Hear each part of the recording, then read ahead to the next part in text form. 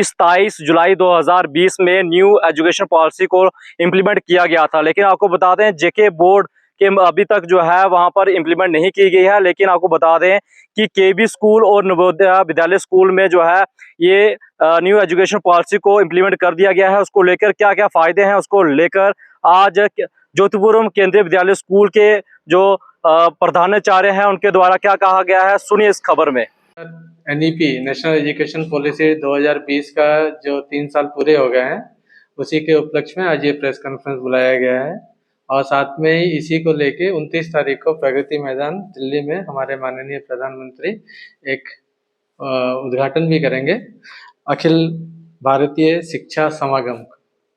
तो ये उपलक्ष्य में हम लोग केवी के तरफ से और जितना भी एजुकेशन इंस्टीट्यूट में जहाँ भी एनईपी लागू हो रहा है उनके तरफ से आदेश दिया गया था मिनिस्ट्री ऑफ एजुकेशन के तरफ से कि आप लोग एक प्रेस कॉन्फ्रेंस करके सबको बताएंगे, जितने भी स्टेक होल्डर्स हैं सबको ये बताएंगे कि हम लोग के एनईपी के क्या क्या उपलब्धियां हैं। और सारे उपलब्धियां सब जितने भी हैं हम लोग एक पीपीटी भी बना के पीछे हम लोग की चल रही है, तो उपलब्धियां सब हम लोग का दिया गया है। केवीएस में ज़्यादातर हम लोग का फोर फ्रंट में ही रहता है मिनिस्ट्री ऑफ एजुकेशन की तरफ से।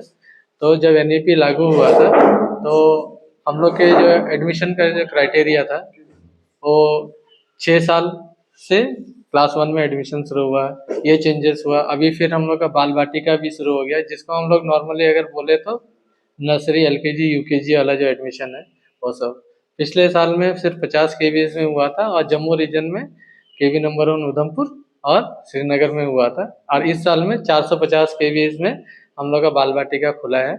और हम लोग के केवी ज्योतिपुरम में भी हम लोग के इस बार हम लोग के यूकेजी जो 5+ से लेके 6 साल से कम बच्चों के लिए उसका इस महीने से लास्ट में शुरू हो जाएगा क्लासेस।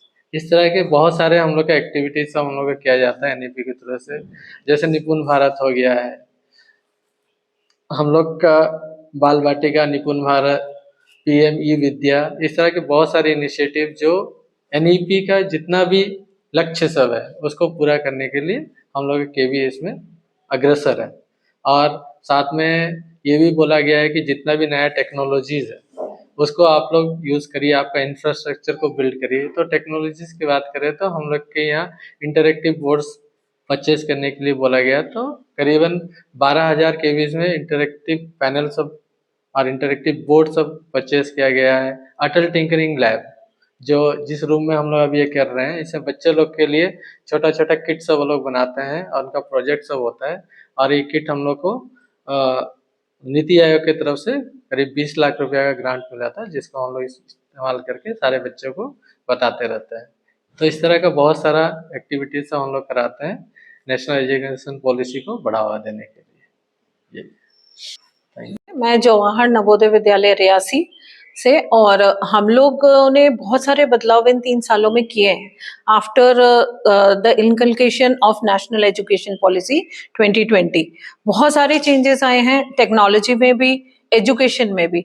एजुकेशन का जो सिस्टम है उसको पूरी तरह से चेंज कर दिया गया। चेंज क्यों किया गया कि जो हमारे लर्निंग आउटकम्स हैं उसमें जो है 21st सेंचुरी स्किल्स का होना जरूरी है। 21st सेंचुरी स्किल्स में मैं ये कहना चाहूंगी कि 21वीं सदी में 21st सेंचुरी में जो जो चीजें बच्चों को स्कूल से निकलने के बाद होनी चाहिए वो होना चाहिए। बुकिश नॉलेज से हम हट गए और हमें क्या चाहिए कि बच्चों को रियल लाइफ से जोड़ दिया गया। अक्सर जो हम लोगों ने अपने टाइम में पढ़ाई की थी उसमें हमने मैथ्स और साइंस को और लिटरेचर को, हर एक चीज को अलग अलग तरीके से देखा था। बट अब जो है हम इन चीजों को इंटीग्रेट करते हैं, क्योंकि लाइफ में मैथ्स और साइंस और लिटरेचर और लैंग्वेज सब कुछ इकट्ठे आता है। तो इन सभी को सबसे जो एजुकेशन में इंटीग्रेटेड एक जो सब्जेक्ट्स है उसका कॉन्सेप्ट लेके आए हैं। दूसरी चीज एक आप देखोगे कि हर एक जो बच्चे का जो पहला इंस्टिंक्ट होता है वो ये होता है कि वो टॉय से खेलता है। तो टॉयज जो है अब हम लोगों ने स्कूलिंग के चक्कर में बच्चों से टॉयज उनके छीन लिए थे। तो जो ये नेशनल एजुकेशन पॉलिसी है इसने वापस ये जो टॉयज हैं इन बच्चों के हाथों में पकड़ा दिए हैं और क्लासरूम में टॉयज आ गए हैं और बच्चे इन टॉयज से खेलते हैं।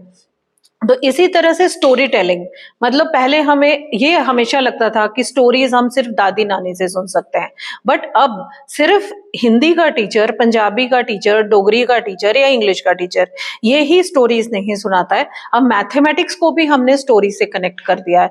तो ये जो इंटीग्रेशन हुई है इन सभी चीजों की, इससे क्या बेनिफिट हुआ है कि बच्चे को क्लास में इंटरेस्ट लगता है, वो क्लास में आना चाहता है और इजीली जो ह्यूमन इंस्टिंक्ट्स को ध्यान में रखते हुए इन चीजों को देखा गया है। जो स्किल डेवलपमेंट की बात है, वो जैसे आप जानते हैं कि जो हमारे प्रधानमंत्री जी हैं, वो कहते हैं कि हमें जॉब सीकर्स की जरूरत नहीं है, मतलब जॉब ढूंढने वाले कम करो, जॉब पैदा करने वाले करो, मींस जॉब क्रिएटर्स बढ़ाओ। तो इन चीजों से जब हम बच्चे को स्कूल में सारे स्किल्स दे देंगे तो क्या होगा कि सारे स्किल्स जब बच्चों को स्कूल में मिल रहे हैं तो वो बाहर जाएगा, वो अपना काम शुरू करेगा, और जब वो अपना काम शुरू करेगा तो वो 10 लोगों को और काम देगा। तो ये बहुत ही इंपॉर्टेंट पार्ट है इसका नेशनल एजुकेशन पॉलिसी 2020 का। और नवोदय विद्यालय ने काफी हद तक इसको बहुत अच्छे तरह से इनकलकेट किया है। लास्ट 3 सालों से हम लोग कर रहे हैं। कोलैबोरेशंस हमें हमारे अलग इंस्टीट्यूशन से भी हो रही है। एनवीएस और केवीएस की बहुत सारी कोलैबोरेशंस है, लोकल के साथ भी हमारी कोलैबोरेशन होती है। और आपको रियासी के बात बताऊं तो डिस्ट्रिक्ट एडमिनिस्ट्रेशन के साथ भी हमारी कोलैबोरेशंस होती रहती है। हमारे जो ऑनरेबल डीसी हैं रियासी के मैडम बबीला रकवाल ने एक बार उनके साथ कोलैबोरेशन करके हमने जो अपने नवोदय के बच्चों को सारे टूरिस्ट प्लेसेस दिखाए जो कि रियासी के थे। तो जब वो वहां से वापस आए उन जगहों को विजिट करके, तो उनके अंदर एक बहुत बड़ी चेंज, मतलब टूरिस्ट एक बताना कि ये टूरिस्ट प्लेस है और एक बच्चे को वो चीज दिखाना और एक बच्चों का एक आईएएस ऑफिसर के साथ मिलना, उसमें इतना चेंज आ गया कि बच्चे हमारे आके कहने लगे कि जब भी हमें मौका मिलेगा नवोदय विद्यालय से बाहर जाके तो हम डेफिनेटली क्या करेंगे कि हम अपना जो रियासी डिस्ट्रिक्ट है ना, इसके जो टूरिस्ट प्लेसेस हैं इसको इंटरनेशनल लेवल तक लेके आएंगे। ये पावर है नेशनल एजुकेशन पॉलिसी 2020 की। जी, मैं ये बताना चाहूँगा कि नेशनल एजुकेशन पॉलिसी 2020 जो है, ये पॉलिसी जो है 34 इयर्स के बाद जो है वो चेंज की गई 1986 के बाद। और इसमें जैसे आपने सवाल किया है कि खेल कूद में जो है वो गवर्नमेंट बच्चों को बढ़ावा देना चाहती है, तो इसमें हम देख रहे हैं नेशनल एजुकेशन पॉलिसी में जैसे स्पोर्ट्स है, योगा है, एनसीसी है, एनएसएस है, ऐसे कुछ सब्जेक्ट्स जो हैं वो हमारे जो करिकुलम का हिस्सा बना दिए गए हैं। जैसे पहले ये कुछ एक्स्ट्रा को करिकुलर एक्टिविटीज़ में आते थे, बच्चों को एक्स्ट्रा एफर्ट्स जो हैं इसके लिए करने पड़ते थे और उससे उनकी कहीं ना कहीं जो थी वो स्टडीज़ भी जो थी वो सफ़र होती थी। पहले हम लोग एक स्ट्रीम लेके चलते थे, फॉर एग्जांपल हम आर्ट्स पढ़ते थे तो हम आर्ट्स के ही उसमें सब्जेक्ट पढ़ रहे हैं, पॉलिटिकल साइंस, हिस्ट्री, इकोनॉमिक्स। अगर साइंस में जाते हैं तो साइंसेस के सब्जेक्ट पढ़ रहे हैं।